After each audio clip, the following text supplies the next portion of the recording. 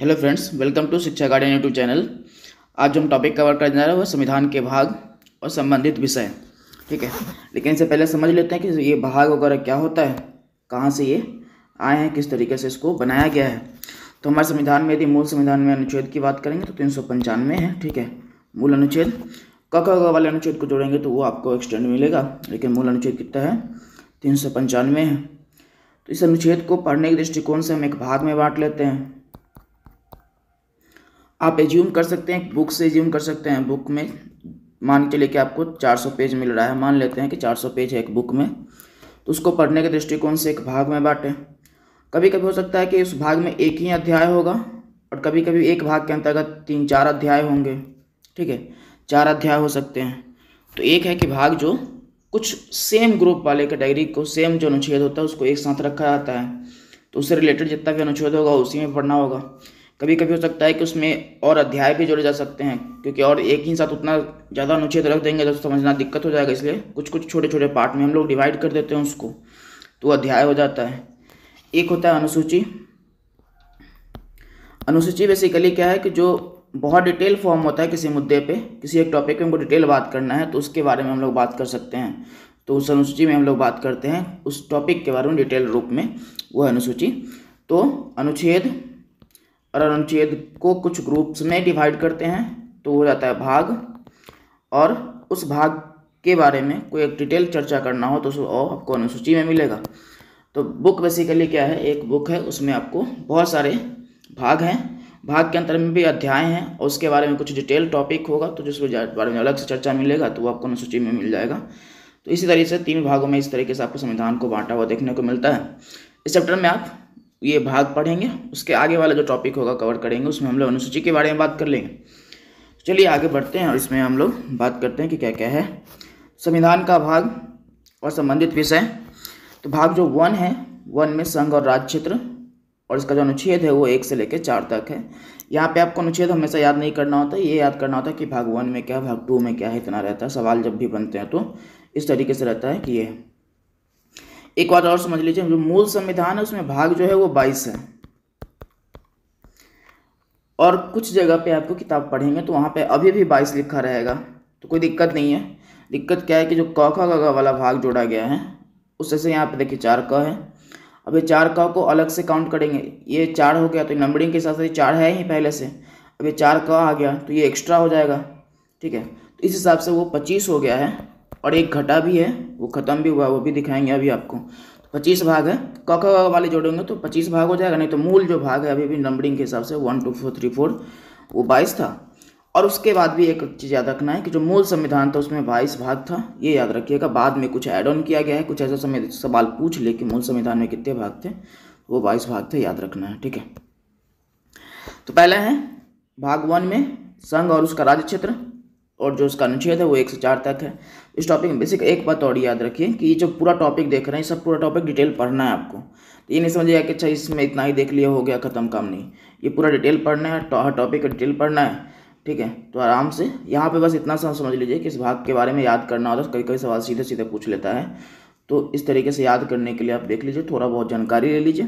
बाकी इस पूरे टॉपिक पर डिटेल आपको पढ़ाई करना ही है, तो आगे हम लोग बात करते रहेंगे। तो पहला संघ और राज्य क्षेत्र। संघ और राज्य क्षेत्र का मतलब है जो हमारा भारत है, भारत के अंदर जो जितने भी राज्य है और जो संघ शासित प्रदेश है उसके बारे में बात करेंगे। ठीक है, तो उसके बारे में बात करेंगे इस वाले भाग 1 में। तो ये पूरे भारत के बारे में बात किया जाता है, इसके बारे में। ठीक है, और जिसका संबंध है अनुच्छेद 1 से लेकर 4 तक। अनुच्छेद बार बार याद नहीं करना होता, जब चैप्टर पढ़ेंगे तो वहाँ याद करना होता है। यहाँ जब भी आपसे सवाल पूछेगा तो इस तरीके से भाग 1 में क्या रहेगा कि संघ और उसका राज्य क्षेत्र, संघ और उसका राज्य क्षेत्र में क्या है। ठीक है, तो इस तरीके से संघ और उसका राज्य क्षेत्र भाग कौन से भाग में पड़ता है, तो इस तरीके से सवाल भी बन सकते हैं। अगला जो है वो भाग 2 है, और भाग 2 में नागरिकता के बारे में चर्चा है। 5 से 11 में, अनुच्छेद 5 से 11 है। नागरिकता मतलब किसी व्यक्ति को जो भारत का नागरिक होगा या किसी को मिलना होगा तो कैसे मिलेगा, उसके बारे में आपको चर्चा इस वाले में मिलेगा। ठीक है, जो 5 से 11 में है।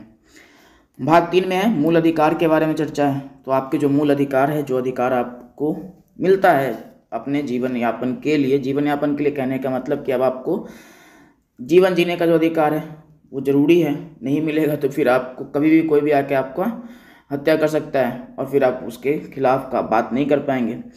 वैसे मूल अधिकार जो मिला है वो राज्य के खिलाफ मिला है, आगे हम इस पर बात करेंगे।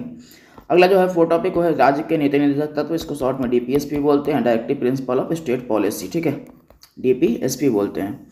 डीपीएसपी में है क्या बेसिकली, तो ये राज्य के लिए कुछ निर्देश दिए गए हैं कि आपको जब भी कानून वगैरह बनाए तो इस मुद्दे पे बनाए ताकि समाज का कल्याण हो। बेसिकली एक पूरा कल्याणकारी टॉपिक है, तो इसमें हमेशा ये दिया गया है कि आप जब भी कोई टॉपिक काम करें तो हमेशा याद रखिएगा कि इस मुद्दे पे कानून बनाया ताकि समाज का कल्याण हो आप ये, ठीक है, इसीलिए यहाँ पे लिखा गया है। 4 का है, 4 का में मूल कर्तव्य का जोड़ा गया है, तो पहले अधिकार था, मूल कर्तव्य को बाद में ऐड किया गया है। तो अभी एक हमारे पास अधिकार है, सिर्फ अधिकार की बात करेंगे तो फिर हमारा मतलब हमारा क्या, हमारे देश का नुकसान हो सकता है हमेशा अधिकार की बात करेंगे तो, ठीक है। आपको कुछ भी खाना पीना रहना घूमना अधिकार है, लेकिन आप कल को उसी अधिकार को पालन करते हुए, जैसे आप किसी ये जो ऐतिहासिक स्थल वहाँ पे गए, आपका अधिकार है कि एकदम मस्त यहाँ पे घूमना है, ठीक बात है, घूमो भाई, तुम्हारा अधिकार है।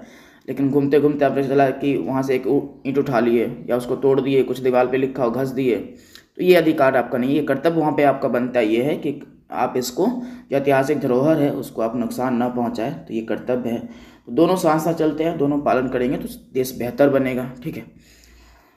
आगे है 5 में संघ के बारे में चर्चा है, जो अनुच्छेद 52 से लेके 151 तक है। तो इसमें आपको अलग अलग अध्याय में आपको कुछ कुछ बातें पढ़नी है, जिसमें से आपको पहला है कार्यपालिका, संघ की कार्यपालिका, संसद, राष्ट्र की विधायी शक्तियाँ पढ़ना है आपको, संघ की न्यायपालिका पढ़ना है, भारत के नियंत्रक एवं महालेखा परीक्षक पढ़ना है।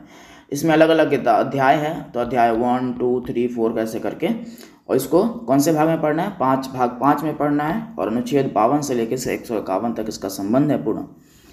अगला है 6 में आपको ये सब पूरा डिटेल टॉपिक है, आराम से तनाव नहीं लेना है, आगे बढ़ते रहेंगे, आगे हम लोग बढ़ते रहेंगे धीरे धीरे। अगला है भाग 6 में आपको राज्य के बारे में पढ़ना है, तो उसमें राज्य की कार्यपालिका आएगा, राज्य का विधानमंडल आएगा, ठीक है, राज्य का विधानमंडल आएगा। उसके बाद आपको राज्य की विधायी शक्ति के बारे में पढ़ना है, उच्च न्यायालय है, अधीनस्थ न्यायालय है राज्य के स्तर पे, उन सब के बारे में पढ़ना है हमको। भाग 7 है पहली अनुसूची के भाग ख के जो राज्य थे, पहली अनुसूची के ख के जो राज्य थे उसके बारे में चर्चा मिलता है। ये क्या है, आपको एक जब टॉपिक पढ़ाएंगे संघ राज्य क्षेत्र उसमें पढ़ाएंगे। बेसिकली इसमें क्या था, जब हमारा देश आज़ाद हुआ तो उसके बाद जो देशी रियासत थे, बड़े प्रकार के देशी रियासत थे, उनको यहाँ पे रखा गया था भाग ख में। लेकिन वही 7वें संविधान संशोधन अधिनियम 1956 द्वारा इस भाग को खत्म कर दिया गया, मतलब इसमें जितने भी राज्य थे उसके राज्य के स्तर को खत्म कर दिया गया, क्योंकि 1956 में एक अधिनियम के द्वारा 2 क्षेत्र बनाया गया था, एक राज्य था और दूसरा संघ शासित प्रदेश था, ठीक है, यूटीज था, 2 ही बनाया गया था। तो जितने भी पहले बेसिकली 4 भाग थे, क ख ग था, क ख ग और घ था, ये सब भाग था, ये सब आपको पढ़ना है आगे। जो ख के जो राज्य थे उसमें बड़े देशी रियासतों को रखा गया था, उसको खत्म कर दिया गया था, कहा कि जाओ निकलो। तो जो राजा महाराजा थे उनके अस्तित्व को खत्म कर दिया, उनको कहा कि पैसा पेंशन मिलेगा, ऐसा करना, ठीक है। तो ये सब आगे जो हमको पढ़ना है वो है 8 भाग 8। ये याद रखना है, जो ये 7वां है ये खत्म हो चुका है 1956 के अधिनियम के द्वारा। 7वां संविधान संशोधन अधिनियम 1956 आया था, उस अधिनियम के द्वारा इसको खत्म कर दिया गया है। संविधान संशोधन क्या होता है, तो संविधान में कुछ भी परिवर्तन करना हो तो उसके लिए संशोधन करता है सरकार, और उसके माध्यम से या तो कुछ जोड़ा जाता है या फिर घटाया जाता है, तो इसके तहत ये हटाया गया था, ठीक है। 8वां जो है हमारा वो है संघ राज्य क्षेत्र। संघ राज्य क्षेत्र के बारे में हमको पढ़ना है 239 से 242 में। संघ राज्य क्षेत्र बेसिकली जो हमारा यूटीज हो उन सब के बारे में हमको पढ़ना होता है। 9 में है पंचायत, तो जो हम पंचायती स्तर की बात करते हैं उसके बारे में 9 में पढ़ना है आपको। 9 क में है नगर पालिका 243 से 243, ये 243 से 243 9 था, और 243 त से लेके 243 तक है, ये पूरा आपको पढ़ना है नगर पालिका में, ठीक है। उसके बाद इसमें 243 य छ है, ठीक है, यहाँ पे य छ लिख लीजिएगा। 243 त से लेके 243 य छ, ठीक है, य छ तक पढ़ना है। मुझे इतना ज़रूरत नहीं है, इतना नाम नहीं लेंगे, और जब भी चैप्टर पढ़ेंगे वहाँ पे ये सब ऐसे रिपीट होगा वैसे भी। उसके बाद 9 का है सहकारी समिति के बारे में हम लोग को पढ़ना है। 9 में आपको सहकारी समिति के बारे में पढ़ना है और जानना है इसके बारे में। अगला जो है आपका वो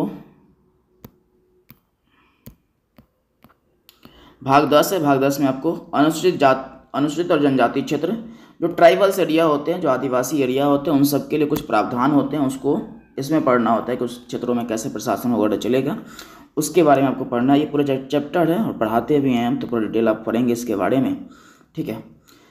उसका तो भाग 11 संघ और राज्यों के बीच संबंध, तो आप भी संबंध देखते हैं, ठीक है।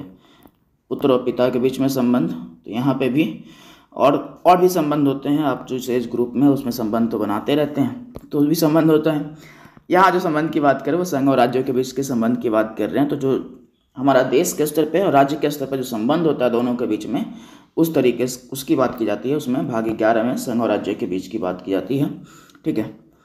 अगला है 12 में वित्त, संपत्ति, संविदाएं और वाद। बेसिकली इसमें जो पढ़ना है बहुत डिटेल्ड है वैसे तो ये, इसमें जो पढ़ना है आपको जो राजस्व वगैरह के बारे में, जो बंटवारा वगैरह है उसकी बात की जाती है इसमें, ठीक है। और कुछ संपत्ति वगैरह का मामला है तो उसकी चर्चा इसमें किया जाता है। इसको बहुत डिटेल पढ़ना नहीं होता है, लेकिन है ये आपको टॉपिक याद रखना। जब भी ऐसा कोई सवाल बने तो आपको इतना ही पूछा जाएगा, इससे ज़्यादा इस पे बारे में बहुत डिटेल नहीं पूछा जाता है।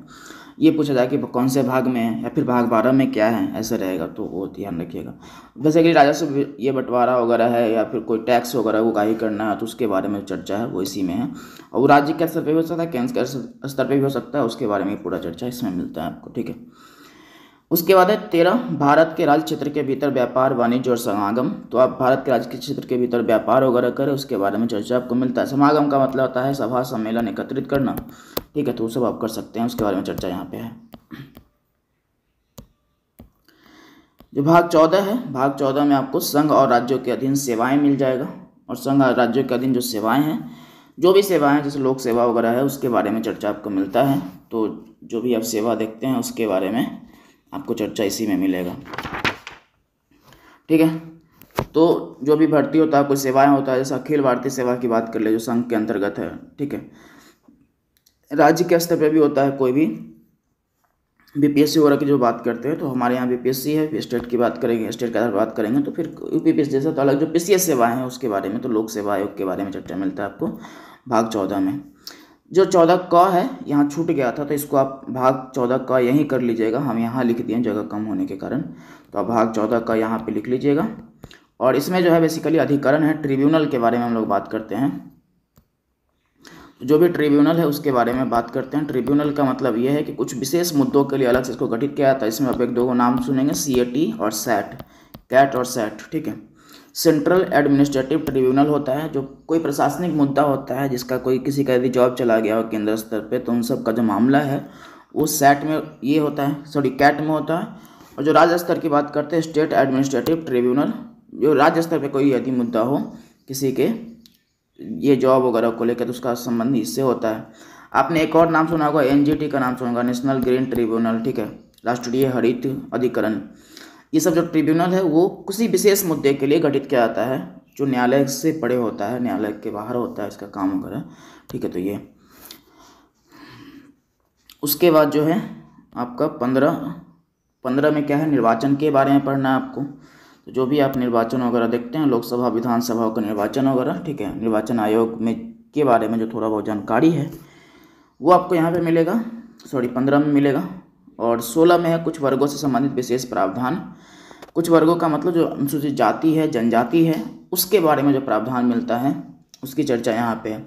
अपने आंग्ल भारतीय समुदाय का नाम सुना होगा, उसकी चर्चा यहाँ पे है। जो वर्तमान में वो प्रावधान उसके मनोनयन वगैरह का जो बात था वो ख़त्म कर दिया गया, लेकिन उसके बारे में तो अनुसूचित जाति, जनजाति, सबके बारे में जो कुछ प्रावधान अलग से डिसाइड किए गए हैं, सरकार ने अलग से कुछ बनाए हैं, उन सब प्रावधानों की चर्चा यहाँ पे मिलता है। ये भी टॉपिक बहुत डिटेल पढ़ना होता है हमको, ठीक है।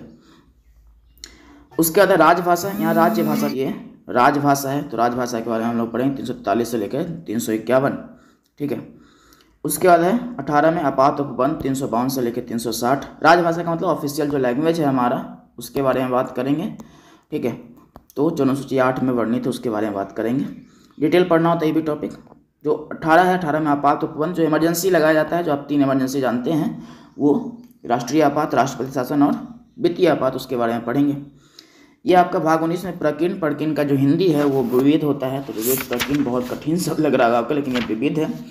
और इसमें बेसिकली जो संसद वगैरह है, संसद के और विधानमंडलों की जो कार्रवाइयों का प्रकाशन वगैरह होता है, प्रकाशन के बारे में चर्चा मिलता है, ठीक है।